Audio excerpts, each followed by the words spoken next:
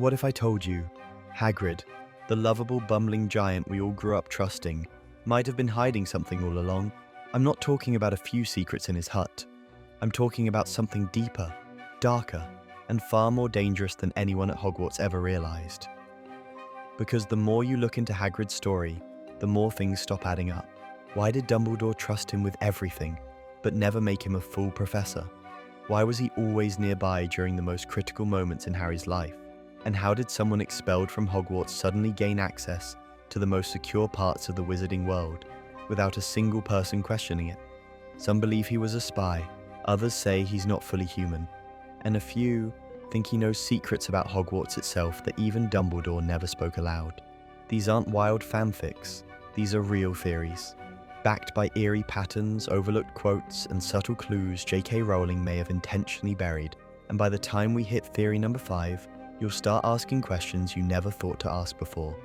So buckle up, because once you hear these theories, you'll never look at Hagrid the same way again. Hagrid was once a Death Eater spy. Who switched sides? Let's start with a theory that feels impossible, until you really start connecting the dots. What if Hagrid was once aligned with the Dark Lord himself? Sounds ridiculous, right? The kind-hearted giant secretly a Death Eater. But here's where it gets interesting. Hagrid was expelled from Hogwarts in his 3rd year, accused of opening the Chamber of Secrets. But who else was at Hogwarts during that exact time?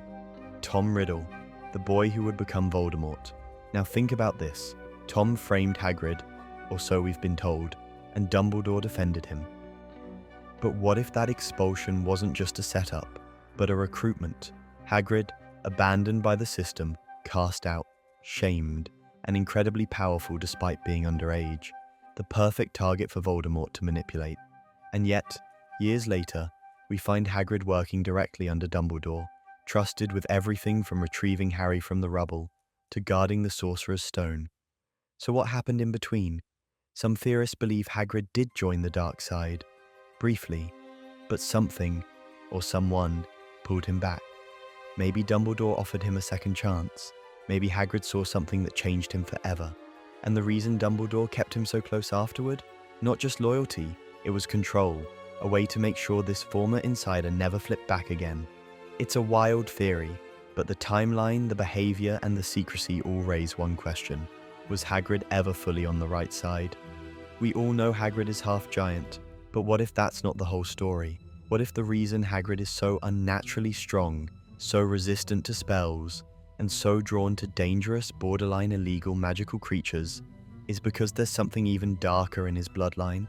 Let's rewind. We know Hagrid's mother was a giantess named Fridwulfa, one of the last of her kind. She abandoned him as a baby. But the real mystery? His father. All we know is that he was a wizard, a very small wizard, who somehow survived a relationship with a giant. That alone raises eyebrows. But here's the theory. What if he wasn't just a regular wizard? What if he had connections to something infernal? In obscure wizarding lore, giants were rumored to have mixed bloodlines with ancient cursed beings, including something called Shadowborns, part magical, part demonic. Almost no records exist, but some believe these hybrid creatures were used in ancient wars, and then erased from history. Now think about Hagrid. He shrugs off stunning spells like they're tickles. He survives injuries that would obliterate others, and his affinity for terrifying, borderline monstrous creatures? It's unnatural, even for a giant. Some theorists believe Hagrid might be carrying a trace of something older and darker than giant blood, something that explains his raw power, his deep connection to wild beasts, and maybe even his isolation. Not just half giant, but part demon. And if that theory just made you go, wait, what? Go ahead and subscribe now, before Hagrid accidentally hugs your laptop and crushes the screen. Seriously, it's free, unlike magical creature insurance. And we both know you're not making it out of the Forbidden Forest without me. We've always seen Hagrid as the big-hearted, slightly clumsy half-giant who just wanted to be Harry's friend. But what if that was only part of the story? What if Hagrid wasn't just there to be friendly, but to observe, to protect, and maybe even to report? Let's go all the way back to the beginning. Harry Potter survives the most powerful dark curse ever cast. His parents are gone, and the wizarding world is in complete chaos. Who's the very first person Dumbledore sends to retrieve baby Harry from the wreckage? Hagrid. Not McGonagall, not a senior Auror, not even Dumbledore himself. He sends Hagrid, a man who doesn't even have a wand anymore, to carry the most important baby in the wizarding world across the sky on a flying motorbike. You could call that trust, or you could call it a mission. Because from that day on, Hagrid is everywhere Harry goes. When Harry receives no Hogwarts letters, Hagrid shows up, in person, to hand-deliver it. When Harry enters the magical world for the first time, Hagrid is his tour guide. When Harry's name mysteriously appears in the Goblet of Fire, Hagrid is conveniently already at his side, offering support. Coincidence? Or was Dumbledore keeping his most valuable asset, Harry, under constant invisible supervision? It's not just about friendship anymore, it's about access. Hagrid had access to the Forbidden Forest, to Dumbledore's office, to magical creatures' secret locations, and even confidential Hogwarts information. And let's not forget, Hagrid's blabbermouth tendencies were a running joke. But what if those slip-ups were actually controlled leaks? A way for Dumbledore to release just enough information or mislead the people he didn't trust, without getting his own hands dirty. Some theorists even suggest Hagrid might have reported on Snape, Quirrell, or other staff members when Dumbledore needed extra eyes and ears. So was Hagrid really just the lovable oaf we all adored? Or was he a carefully placed guardian, part bodyguard, part babysitter, and part undercover agent? And here's the wildest part. If this theory is true, then Harry's entire journey at Hogwarts was never private, not even for a moment. Ah yes, love. Even in the wizarding world, it's complicated. But when it comes to Hagrid and Madame Maxime, it might have been more than just a failed romance. It might have been a setup. Let's rewind to the Triwizard Tournament. Beauxbatons arrives at Hogwarts, and suddenly, boom, Hagrid is acting different. Nervous, blushing, wearing cologne that smells like dragon sweat. He falls for Madame Maxime hard.